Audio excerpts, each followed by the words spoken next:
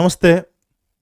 गुजरात का वो मुख्यमंत्री जिसे पाकिस्तान ने हवा में मार दिया था। जी हां, पिछले दिनों 9 मार्च 2022 को हरियाणा के सिरसा जिले से एक सुपरसोनिक मिसाइल चलती है और वो मिसाइल पाकिस्तान के पंजाब प्रांत के मियां चुनू इलाके के अंदर जाकर गिरती है। 124 किलोमीटर पाकिस्तान की सीमा के अंदर जाकर जो वो मिसाइल गिरी तो गनीमत यह रही कि उसके अंदर कोई बारूद नहीं लगा था और कोई जान माल का नुकसान नहीं हुआ। अब पाकिस्तान कर भी क्या सकता है सिवाय इस चीज के कि वो इस मामले को अंतर्राष्ट्रीय मंच के ऊपर उठाने का काम करे। सिर्फ इसी बात की धमकी वो देता है कि हम इस मामले को अंतर्राष्ट्रीय मंच के ऊपर लेके जाएंगे। अब मैं आपको एक ऐसे वाकये से मुलाकात करवाना चाहूंगा कि एक ऐसा दौर था हिंदुस्तान के अंदर कि भारत के गुजरात राज्य का एक मुख्यमंत्री था जिसको पाकिस्तान की एयरफोर्स ने हवा में ही मार गिराने का काम कर दिया था। जी हां, बात है 1965 की और 1965 के अंदर गुजरात के मुख्यमंत्री हुआ करते थे बलवंत राय मेहता। जी हां, वही बलवंत राय मेहता जिसे आप एनसीईआरटी की किताबों के अंदर भारत के अंदर लोकतांत्रिक विकेंद्रीकरण का जनक यानी पंचायती राज के जनक के रूप में जिसको हम मानते हैं, वो शख्स गुजरात के दूसरे मुख्यमंत्री हुआ करते थे। इंडियन नेशनल कांग्रेस पार्टी से संबंध रखते थे। 1965 की बात है कि 1965 के अंदर अहमदाबाद से वो मीठापुर एक विमान के अंदर जा रहे थे और जैसे ही उनका विमान हवा की बुलंदियों को छूने लगा और उनके विमान को उड़ाने वाले पायलट का नाम था जहांगीर। इस नाम को याद कर लीजिए, इस पायलट को। जहांगीर जो है वो गुजरात के मुख्यमंत्री का विमान उड़ा रहे थे। तभी होता क्या है कि पाकिस्तान की तरफ से एक पायलट है जिसका नाम है कैस हुसैन। कैस हुसैन जो है वो क्या करता है, उनका पीछा करना शुरू कर देता है। अब जब पीछा शुरू कर देता है तो उस विमान के अंदर जिसको जहांगीर उड़ा रहे थे गुजरात के तत्कालीन मुख्यमंत्री, साथ में उनकी पत्नी सरोज और दिल्ली गुजरात का एक पत्रकार, उसके अलावा 3 अन्य लोग और थे।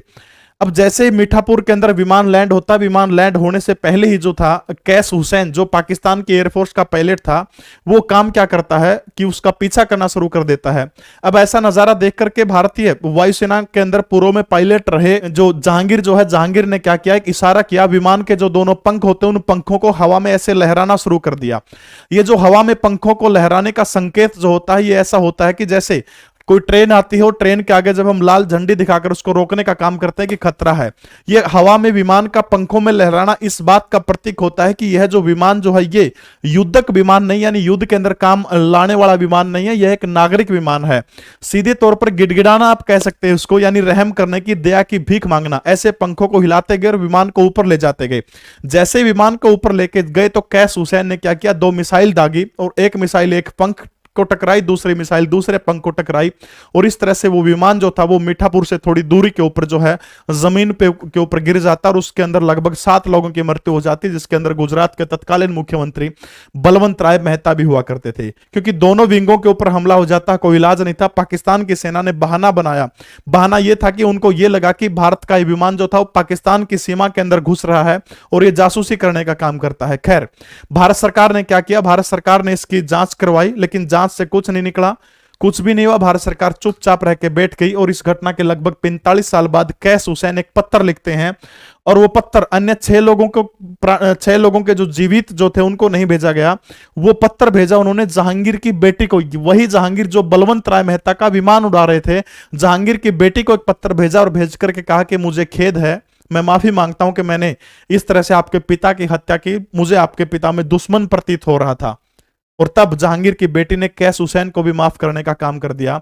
गजब की विडंबना देखिए, इस घटना के इतने सालों बाद आज भारत की एक मिसाइल जब पाकिस्तान के अंदर जाकर गिरी तो भारत ने सिर्फ खेद जताया है क्योंकि समय पलटा है। पाकिस्तान इसके सिवा कुछ नहीं कर सकता। वो समय और था जब भारत के मुख्यमंत्री की मृत्यु हो जाने के बाद भी देश चुप रहता था। ये कहानी, ये स्टोरी, सत्य कहानी आपको कैसी लगी कमेंट जरूर करें। चैनल को सब्सक्राइब करें। जय हिंद, भारत माता की जय।